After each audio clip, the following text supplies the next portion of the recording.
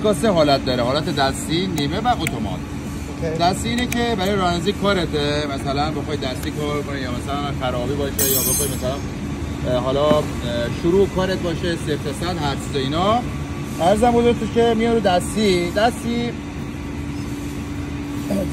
شما موقعی خواستی دستی کار انجام بدی باید تغذیت باز بشه، تغذیه باز،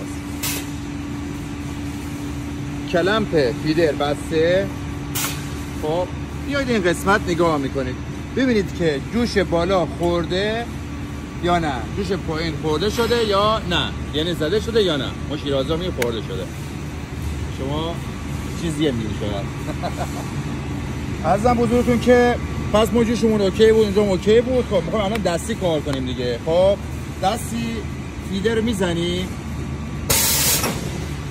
خب میره جلو. فیدر که زدیم رفت جلو، باید تغذیه رو ببندیم. تغذیه برای چی میبندیم؟ تغذیه میبندیم که عمل ضد برگشت برامون انجام بده. خب کلم فیدر باز میکنیم، باز کردم کلم فیدر رو، فیدر میزنم میاد عقب، فیدر که زدم اومد عقب، فیدر رو کلم فیدر رو میبندم، بعد تغذیه رو آزاد میکنم چون بخوایم رو به جلو بریم دیگه. درست؟ خب بریم قسمت چی؟ قسمت جوش. قسمت جوش ما یه دونه جدا کننده زیر داریم. جدا کننده جدا میکنه برامون که جدا کرده الان.